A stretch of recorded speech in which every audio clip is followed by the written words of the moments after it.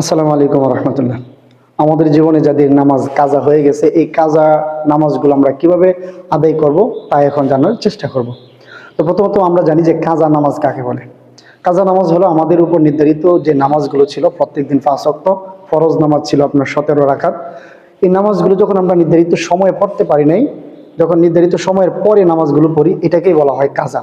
এখন আমাদের জীবনে এরকম নামাজ থাকতে পারে, বিভিন্ন অজুহাতে বা বিভিন্ন সময়ে জামেলের কারণে নামাজগুলো আমরা নির্ধারিত সময় নাও পড়ে থাকতে পারি, এরকম হতে পারে। তো এই নামাজগুলো হলো কাজা। এই নামাজগুলো আমরা কিভাবে আদায় করব? যদি আপনার এই কাজা নামাজের সংখ্যাটা 5 ওয়াক্তের মধ্যে হয়, তাহলে এই 5 ওয়াক্ত নামাজ আগে আদায় করে নেবেন, মানে কাজা করে নেবেন। এটাকে বলা হয় তারতিব অনুযায়ী। এরপরে আপনি ওয়াক্তের নামাজটা পড়বেন, যদি না এখানে ওয়াক্তের নামাজ কাজা হওয়ার সম্ভাবনা থাকে। আর যদি 5 ওয়াক্তের বেশি হয়ে যায়, তাহলে এখানে তারতিবটা রক্ষা করা একেবারে জরুরি না।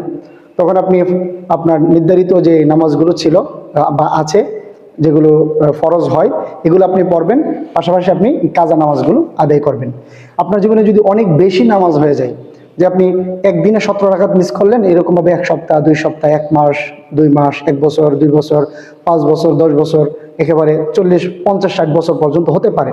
তো এগুলোর জন্য প্রথমত আল্লাহ তাআলার কাছে তওবা করা। যদি আল্লাহ তাআলা আমাদেরকে মাফ করেন, আলহামদুলিল্লাহ। আমরা জানি না আল্লাহ তাআলা আমাদেরকে মাফ করবেন কিনা, এই কারণে আমরা কাজা আদায় করব, কাজা আদায় করার চেষ্টা করব। যে আপনি যখন আপনার নামাজ অনেক বেশি হয়ে যাবে, তখন একটা আপনি অনুমান করবেন যে আপনার জীবনে কত ওয়াক্ত নামাজ হতে পারে, কত রাকাত নামাজ আপনার কাজা হতে পারে। একটা অনুমান করে একটা সীমানা আপনি নির্ধারণ করবেন। এরপরে আপনি আপনার সময় মতো 3টার সময় ছাড়া, ফজরের পরে যখন সূর্য উদয় হয়, এখানে 20-25 মিনিট সময় বাদ দিয়ে, এরপরে সূর্য যখন ঠিক দুপুর হয়, মাথার উপরে থাকে তখন, এরপরে সূর্য যখন অস্ত যায়, এখানে কিছু সময় বাদ দিয়ে বাকি সময় আপনি যে কোনো সময় কি করতে পারবেন, কাজা নামাজ আদায় করতে পারবেন। তো নিয়তটা কিভাবে করবেন? নিয়ত করবেন এইভাবে যে আমার জীবনের ছুটে যাওয়া নামাজের সর্বপ্রথম যে ফরজ, ফজরের ফরজ নামাজ, এই 2 রাকাতে নিয়ত করলাম। এরপর আপনি জোহরের এরকম নিয়ত করবেন, আসরের নিয়ত করবেন, মাগরিবের নিয়ত করবেন, এশার নিয়ত করবেন। এরকমভাবে আপনি কন্টিনিউ করতে থাকবেন, যে নিয়ত করবেন এভাবে, প্রত্যেক সময় নিয়ত করবেন এভাবে যে আমার জীবনের ছুটে যাওয়া নামাজের সর্বপ্রথম যে ফজরের নামাজ 2 রাকাত, এটা নিয়ত করলাম। আমার জীবনে ছুটে যাওয়া নামাজের সর্বপ্রথম যে জোহরের 4 রাকাত নামাজ, এটা নিয়ত করলাম। এভাবে আপনি কন্টিনিউ করবেন। যখন মনে হবে যে আপনার নামাজ এটা আপনি পরিমাণ মতো পড়তে পেরেছেন, আপনার যে হিসাব অনুযায়ী, তখন আপনি ভাবতে পারেন যে এখন মনে আমার কাজা নামাজ নাই।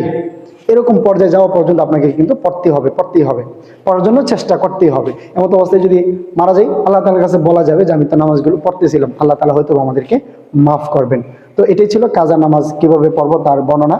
আল্লাহ তাআলা আমাদের সকলকে আমাদের ছুটে যাওয়া নামাজগুলো